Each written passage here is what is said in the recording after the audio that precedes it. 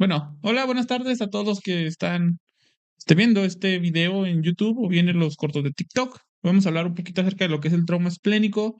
Vamos a ir revisando diferentes tipos de puntos y conforme vamos avanzando, pues les voy explicando un poco acerca de todo lo que involucra. Muy bien. Vamos a empezar primero con características generales acerca de lo que es el vaso, que es el tema que vamos a revisar. El vaso va a ser el órgano principal de lo que es el sistema linfático. Además, en este tiene diversas funciones, como el reciclaje de los glóbulos rojos, en este caso los eritrocitos, que ya están viejos o bien que ya están dañados, digamos, de una serie de renovación. También, además, va a proveer un entorno en el que van a proliferar lo que son los glóbulos blancos, en este caso los linfocitos. Esto a manera de características generales. Yéndonos un poquito ahora ya específicamente a lo que es el vaso, perdón, este va a pesar de 180 a 200 gramos. Va a tener un color rojo oscuro que es muy característico. Este se va a encontrar lo que es el hipocondrio izquierdo, que esto nos va a servir un poquito saber en dónde se encuentra para lo que es el posterior cuadro clínico. Muchas literaturas nos mencionan que el vaso no precisamente, a pesar de que tenga relaciones con lo que son diferentes estructuras que pertenecen al sistema digestivo, el vaso es completamente diferente o bien aparte de lo que es el sistema digestivo. ¿Ok? Entonces, esto sí es muy importante porque varias literaturas lo mencionaban. Entonces, el vaso no forma parte de lo que es el sistema digestivo. Y por último, se dice o bien se menciona que la superficie del vaso es lisa. ¿Ok? Ahora, yéndonos un poquito a lo que son las funciones del vaso, ya ahorita mencioné algunas, pero en esta imagen se resume mejor. Sí, como tenemos lo que es la producción de los linfocitos, la creación y la renovación, digamos, lo que son las células rojas, en este caso los eritrocitos. Sí, también funciona como reservorio para lo que son las plaquetas. Sí, también aquí lleva a cabo lo que es un proceso, digamos, de reciclaje de lo que es el hierro. Y además en el vaso su función inmunológica es muy importante, ya que aquí se sintetizan algunos anticuerpos. ¿Ok? Entonces también tiene una relación muy estrecha a lo que es el sistema inmunológico. En cuanto a su ubicación, bueno, este se va a encontrar, bueno, aquí en la vista anterior nos dividen el cuadrante en lo que son 6 cuadrantes, pero bueno, siguiendo lo que es, digamos, lo normal, que son 9 cuadrantes, se va a encontrar en lo que es el hipocondrio izquierdo. Más o menos, como pueden ver en la vista lateral, se encuentran lo que es entre digamos, lo octava, séptima hasta la 10ª costilla. Ahí se va a encontrar el vaso. ¿Sí? Aquí lo podemos estar observando que está de un color morado. Y en cuanto a lo que es la vista anterior, bueno, como sabemos, pues hay órganos que están superpuestos a lo que es el vaso, pero en esta imagen dan como un pequeño, digámoslo, contorno, bien dónde se encontraría si lo viéramos desde una vista anterior. Pasando ahora a lo que son las caras del vaso, sí, esto va a tener diferentes tipos de caras, va a depender de las estructuras que estén próximas a lo que es su ubicación. Primeramente vamos a tener una cara visceral. ¿Qué hay de importante en esta cara visceral? Bueno, vamos a empezar primeramente que vamos a tener un borde superior y vamos a tener un borde inferior. ¿Ok? A su vez, vamos a tener una extremidad posterior y una extremidad anterior. Esto será como la parte más, digamos, la punta y la base. Vamos a tener en esta cara visceral, vamos a tener, bueno, primeramente, pues como su nombre lo dice, ¿no? La cara visceral es que está en relación con otras vísceras. Y aquí vamos a tener 3 impresiones, digámoslo, muy importantes.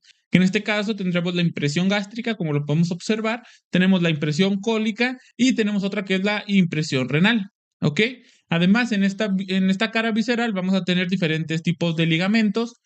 Por ejemplo, tenemos el ligamento gastroesplénico, que como su nombre ya nos lo va indicando, pues va a ser el ligamento que nos va, digámoslo, de cierta forma a unir o bien a juntar lo que sería el estómago con el vaso. Esto para que tenga, digámoslo, no esté movible, para que no sea movible. ¿Ok?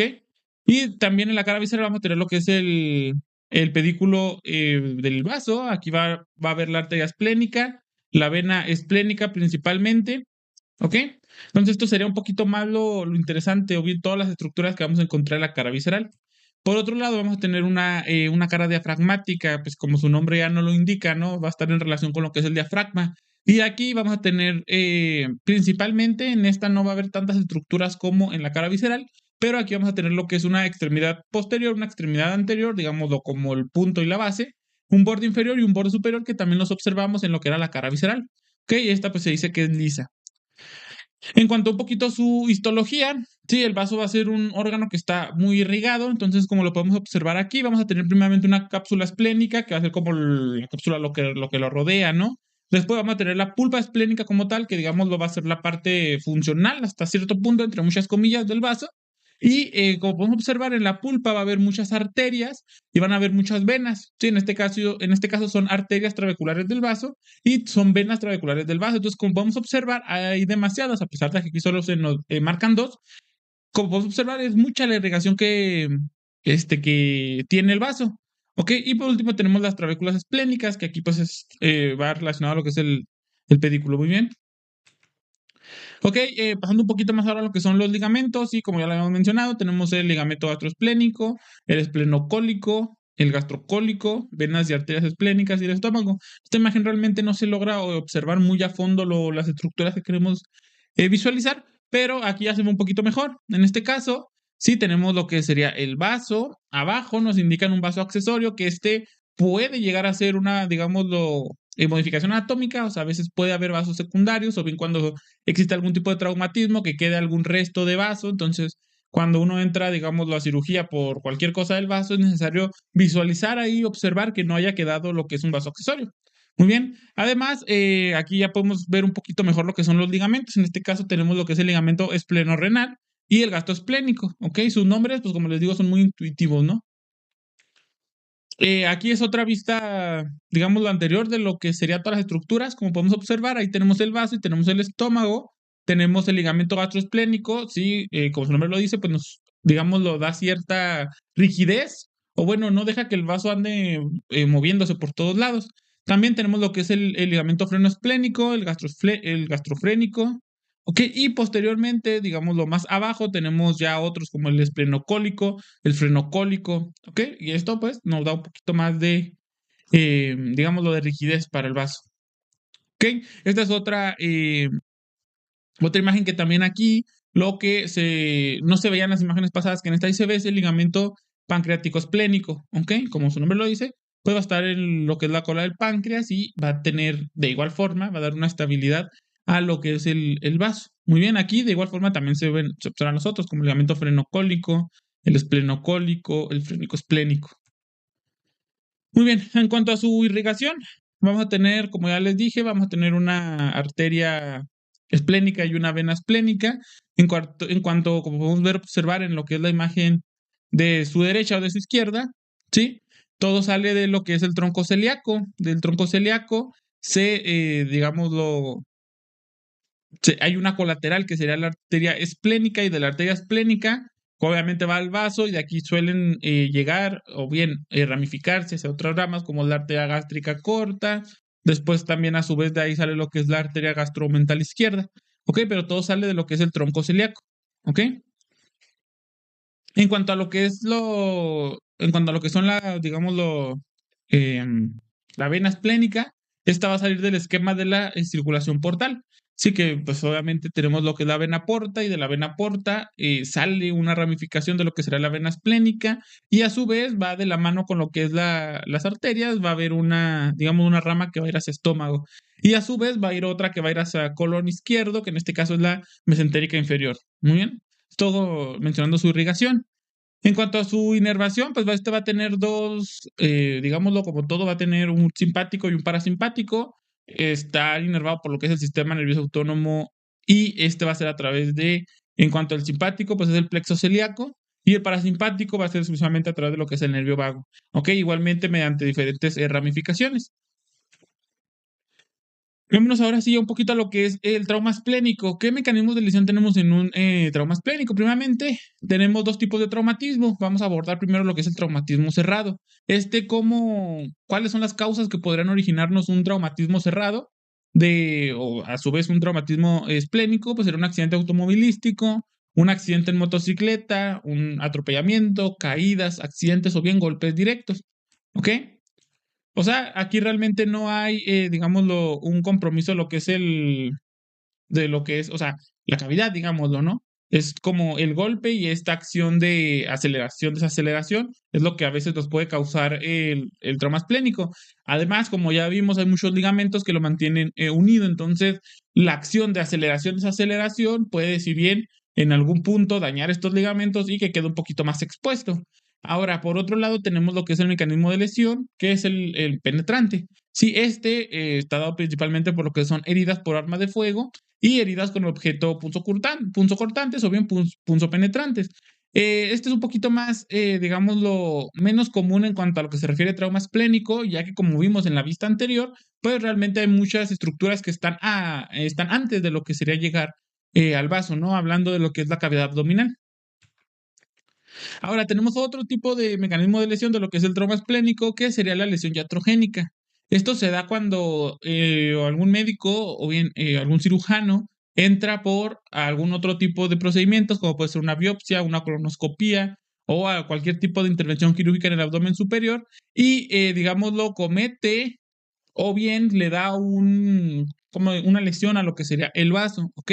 Aquí como tal no habría un mecanismo de lesión cerrado ni penetrante como los acabamos de ver, pero sí se puede dar que en algún caso, alguna intervención quirúrgica en el abdomen superior, el vaso o alguna estructura presente sangrado y no sepamos muy bien de dónde se origina, entonces hay que checar o bien comprobar esto antes de terminar nuestra cirugía. Aquí esta imagen sí resume un poquito lo que venimos hablando. Tenemos trauma cerrado, sí que tenemos 4 tipos de compresión, de aplastamiento, de desgarramiento y de desaceleración. Y como podemos observar, el órgano blanco pues es el vaso, ¿no? Por esta misma rigidez. En segundo lado tenemos lo que es el hígado y en tercer lo que es el intestino delgado. A su vez tenemos también lo que es el trauma penetrante, que se dividía en dos principalmente, que puede ser el arma blanca, pues un apuñalamiento, o bien un arma de fuego que podrá ser una bala. ¿Ok? Y también como podemos observar, los órganos blancos, por ejemplo, del alma blanca sería el hígado, el intestino delgado, el diafragma, cosas más anteriores, estructuras más anteriores. Y por otro lado tendríamos lo que sería por el arma de fuego, tendríamos lo que sería el intestino delgado, el colon y el hígado. Sí, entonces hay que tener un poquito más de atención a lo que son los traumas cerrados.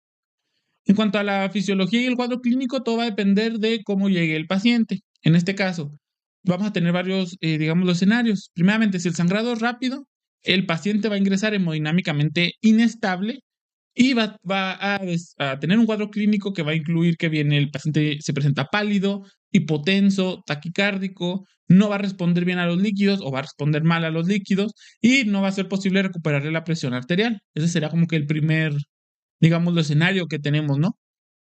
El segundo, el sangrado es continuo, el sangrado es lento, el paciente llega hipotenso, responde parcialmente o bien temporalmente a lo que son los líquidos intravenosos y se encuentra taquicárdico y además aquí se le agrega lo que sería una caída del hematocrito, digamos lo que vamos de más a menos, ¿sí?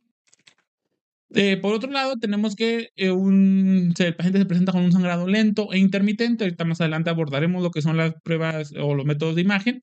El paciente puede permanecer asintomático o bien complicar tratamientos posteriormente. ¿Ok? Entonces, este sería como el cuadro clínico más leve, digámoslo de cierta forma. Además, todos estos pacientes van a presentar algunos, digamos, los signos y síntomas muy evidentes. Por ejemplo, la distensión abdominal es una de ellas. Relacionado a lo que es el trauma esplénico, va a ser el hipocondrio izquierdo relacionado. Acuérdense que ahí vimos la anatomía donde se encontraba.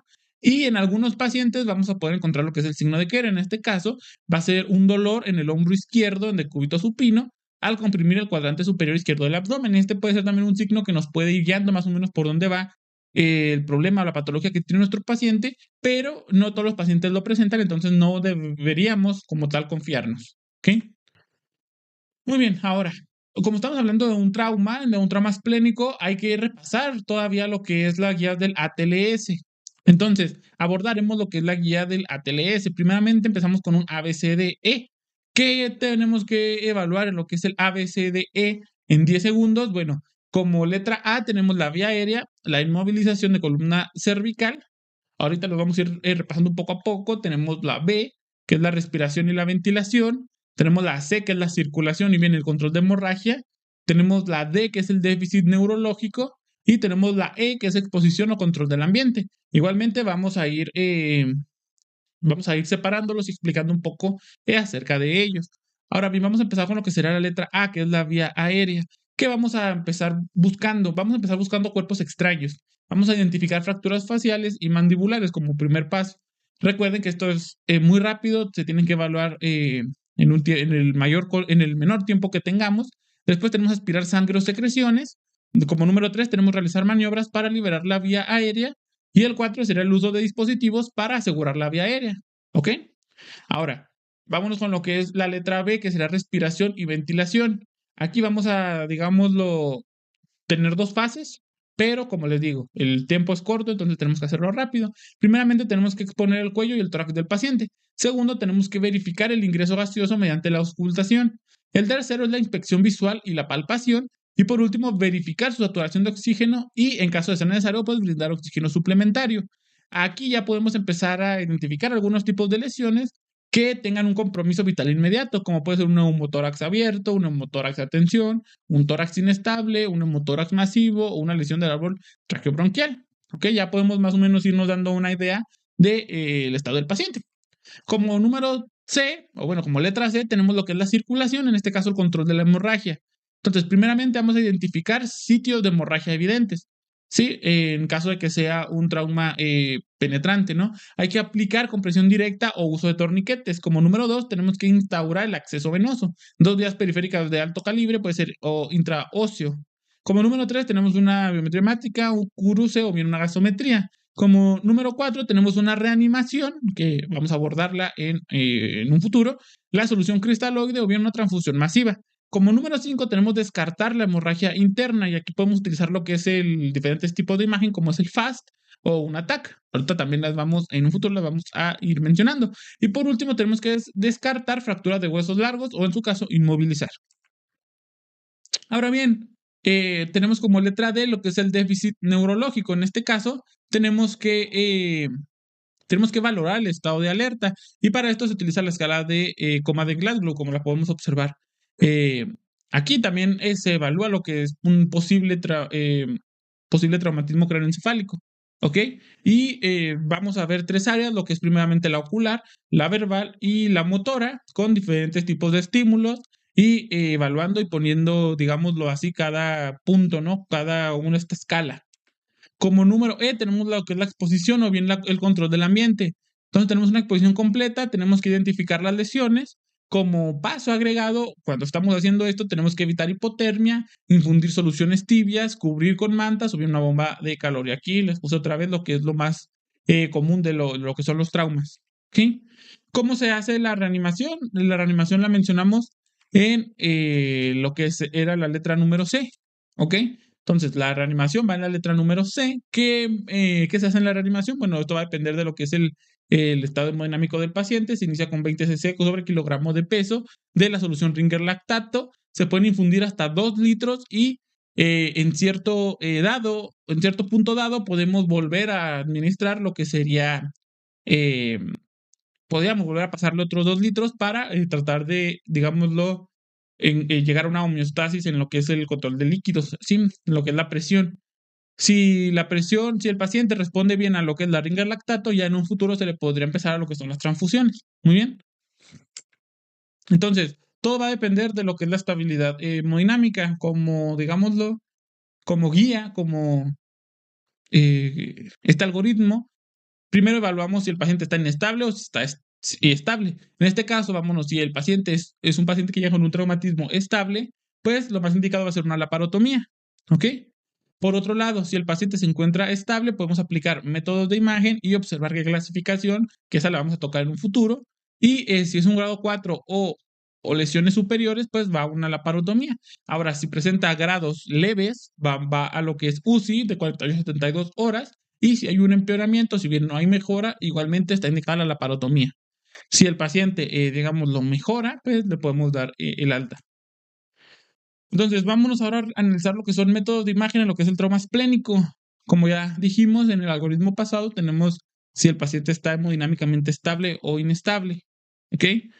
Vamos a empezar con pacientes inestables. Si el paciente está inestable hemodinámicamente, el método de elección para abordarlo es el FAST. ¿Ok? ¿Y esto por qué? Bueno, el FAST es un método extraordinariamente eficaz para detectar la presencia de líquido intraabdominal. ¿Ok? Entonces, acuérdense, pacientes hemodinámicamente anormales con FAST positivo van a requerir intervención quirúrgica con una alta probabilidad de lo que es una esplenectomía. Que además el FAST es muy, digámoslo, rápido, es muy corto. Entonces, es lo que necesitamos, sí, porque pues el paciente viene, digamos, lo crítico, ¿no? Ok, entonces, bueno, siguiendo a lo que es lo mismo del método de imagen para inestabilidad hemodinámica es el FAST. ¿Qué ventajas tiene? Es preciso, es rápido, no es invasivo, es repetible, es portátil, no utiliza medio de contraste ni radiación. Aquí en la imagen, como podemos ver, podemos apreciar todas las formas en las que podemos utilizar el FAST o el eFAST para tener una mejor visualización del área específicamente que necesitamos. En este caso, utilizaríamos lo que sería el punto número 4, que es la espleno-renal. Como ventajas, no determina la etiología exacta del líquido libre intraperitoneal. Entonces, el FAST nos va a decir que hay una hemorragia, pero no nos va a decir de dónde. Entonces, ahí haciendo una combinación de lo que es historia clínica del paciente, de todos esos tipos de cosas, más aparte lo que es el líquido libre intraperitoneal, ya podemos más o menos darnos una idea. Otro, digamos, lo desventaja que tiene el FAST es que es operador dependiente, ¿ok? Que pues también en cierto punto dado es necesario tenerlo en cuenta. Ahora, vámonos con el otro lado totalmente, con el otro lado completamente. Si el paciente está hemodinámicamente estable, ¿qué se utilizará el FAST? Pues claramente no. Para el paciente que se encuentra hemodinámicamente estable, se utilizará lo que es la tomografía contrastada de abdomen. Esta va a ser el estándar de oro, ¿ok? Una TAC. Entonces, ¿por qué se le considera que es la tomografía contrastada de abdomen el estándar de oro para pacientes hemodinámicamente estables? Esto es debido a la velocidad de la exactitud diagnóstica y a su naturaleza no invasiva. Entonces, por todo el contrario del eFAST, esta sí va a permitir la correcta valoración del grado de la lesión. Además, va a determinar el sitio que tiene el sangrado activo y de manera, digámoslo, semi-cuantitativa, va a poder analizar lo que es la cantidad del hemoperitoneo. ¿Ok? Entonces, acuérdense, tomografía contrastada de abdomen, estándar de oro en pacientes hemodinámicamente estables y el FAST o el eFAST para pacientes que llegan hemodinámicamente inestables. ¿Ok? Hay algunos otros métodos de imagen que nos pueden llegar a servir en algún momento, pero no son, digámoslo, como los estándares de oro, que en este caso, por ejemplo, tenemos una radiografía de tórax, que no se puede observar ahí por la cámara, pero es una radiografía de tórax. Sí, en esta no se permite establecer el diagnóstico, pero, por ejemplo, es muy útil para observar o bien determinar costillas fracturadas en el lado izquierdo, que estas fracturas en las costillas, a su vez, pueda tener algún tipo de, digámoslo, relación con lo que es el trauma esplénico que se está presentando. Ahora, otra cosa importante que tenemos que tomar en cuenta en una radiografía de tórax es que se requieren al menos 800 mililitros de sangre para poder ser evidenciados en la radiografía convencional. Ok, entonces, si se presenta el paciente con el sangrado lento, que era una de las etapas que vimos en videos posteriores, si el paciente llega con un sangrado muy lento, entonces realmente a lo mejor nunca lo vamos a observar, no que es una radiografía de tórax. Ok, esto es por ponerles un ejemplo. Aquí además podemos encontrar en lo que es la radiografía de tórax signos indirectos que nos pueden guiar hacia un posible diagnóstico. Por ejemplo, tenemos una elevación del diafragma, tenemos un desplazamiento medial de la cámara gástrica, tenemos distensión reflejada del estómago o un descenso del marco colónico. ¿Ok? Son signos que pueden estar ahí presentes y tú te puedes ir dando una idea. Pero como les digo, la radiografía de tórax no es como tal el estándar de oro. Por otro lado, tenemos el ultrasonido. El ultrasonido también puede ser un método, digámoslo, un método de imagen que se puede llegar a utilizar, pero de igual forma como la radiografía de tórax no es el estándar de oro. En este caso tenemos como ventajas que es rápido, que es no invasivo y que es repetible. Como desventajas no se puede determinar con exactitud la fuente del sangrado, ¿ok? Y el ultrasonido es incapaz de demostrar una lesión, aun cuando ésta haya sido previamente identificada por tomografía computada. Entonces, el ultrasonido también puede ser un método de imagen que podríamos llegar a utilizar en un momento dado, pero como tal tiene muchas, digámoslo, desventajas o bien no es para lo que se utilizaría de primera mano. Por otro lado, tenemos lo que es la ecografía. Esta, como ventaja, pues tiene detección de líquido libre, no usa radiación y tiene una evaluación rápida y dinámica. Pero a su vez, esta también tiene algunas desventajas, por ejemplo, que es dependencia del operador. Sí que esto es un punto que hay que, sí, pues aclararlo, ¿no?